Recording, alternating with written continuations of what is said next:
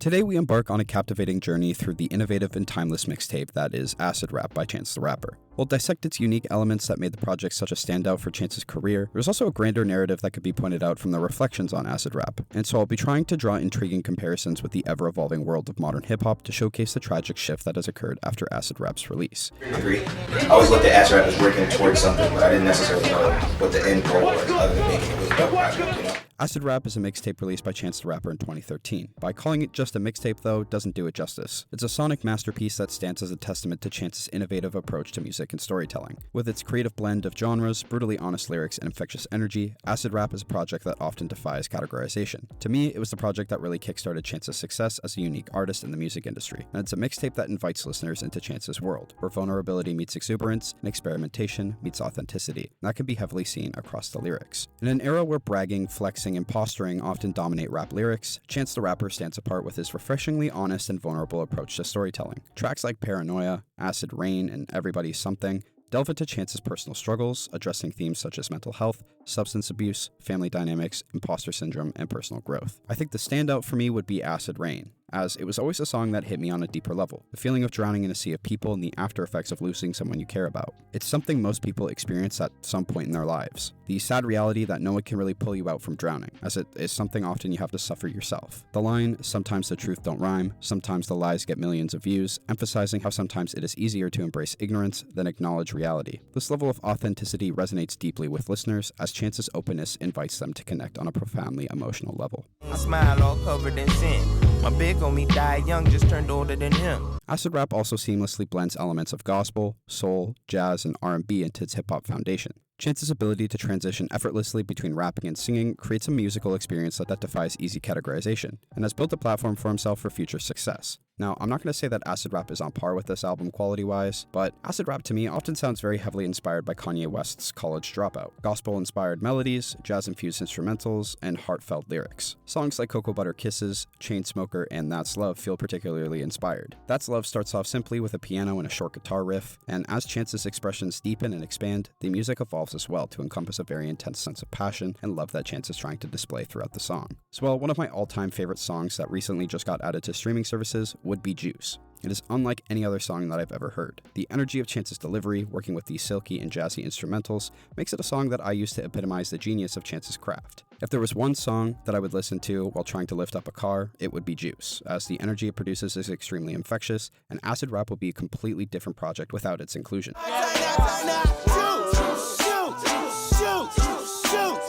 Acid Rap illustrates how the right blend of different ingredients can make something that feels harmonious in a somewhat dystopian kind of way. In terms of pure intrigue, one of the most striking aspects of Acid Rap is its independent release. Chance the Rapper's bold decision to go against the industry grain and release the mixtape independently underscores his commitment to creative control for his music. Every single stream Chance gets on his project goes straight to him and his team, and he decides how it gets spent, which is almost unheard of. While people like Joe Budden have tried to test and question the nature of his status as an artist, when Acid Rap released, Chance did not have the access to resources that he has now. Back then, he was mostly known as being Childish Gambino's opener, and he made that connection, as well as building the success of his music, organically without a label. He had to put twice the work in as other artists, as he didn't have a team of label execs handing him beats or handing him features or infusing him with cash. Now he's designed the blueprint for an artist to grow their careers independently. I can definitely appreciate how in an industry often dominated by major labels, Acid Rap represents a breath of fresh air, proving that an artist's vision can shine brightly even without the backing of corporate giants. It's clear to see that I am of the opinion that Acid Rap has left an undeniable mark on hip-hop and continues to influence artists to this day. Its enduring qualities, from lyrical authenticity to genre-blurring innovation, ensure that it remains relevant to listeners across eras. However, it does represent an ever-growing problem with more modern hip-hop projects. There seems to be a severe lack of focus on the energy of an album or mixtape. Now, to hate on modern hip-hop projects for a quick second here, has anyone else felt that projects keep seeming to come and go without any real lasting impact? Just to give an example, Travis dropped Utopia recently and has already seemed to exit people's rotations and playlists. Now, why is that? Typically, I believe that a lot of that has to do with issues involving the listener, as we have entered an era where attention spans have shrunk to the size of insects. But more and more, I am starting to feel as if it might just be that a lot of the newer music that's coming out is just kind of boring. It's at least not as engaging as it has been previously. Don Toliver dropped music that I was really excited and anticipating to hear, and while I was expecting some melodic flows, I got something incredibly demonic. It sounded like a bunch of hot wind over a beat that was being played in reverse. Private Landing was the only song that really got any traction because of Justin Bieber, and the only song I can personally listen to off of Lovesick is probably Go Down. Yet miraculously, Don comes across amazingly on his features for Metro Boomin's Heroes and Villains, so it's definitely not a skill issue, but something else entirely. Also, just as an aside here, can someone tell me what's going on with Cactus Jack, because it seems like a lot of their artists are flopping right now. On the opposite side of the coin, this tonal shift in music is definitely one of the reasons why Playboi Carti has seen such a large impact on music recently.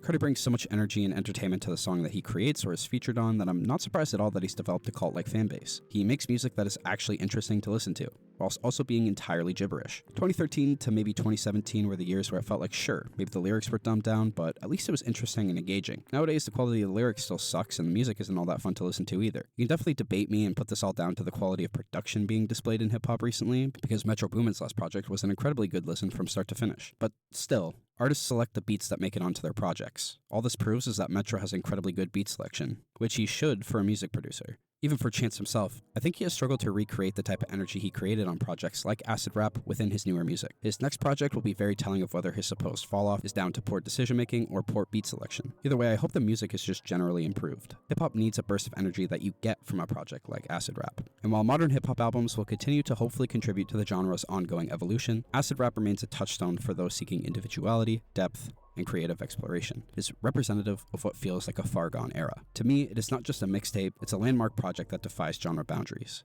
Its lyrical authenticity, genre-bending sound, independent ethos, infectious energy, and timeless influence make it a masterpiece that continues to resonate with hip-hop fans worldwide. I just hope that the feeling it creates can be manufactured in a newer project, either by Chance himself or by someone that he inspired. One moment that you can point to really say, this is like the moment that got me to the freshman show? No, not at all. Everything's like a step-by-step process, like with anything.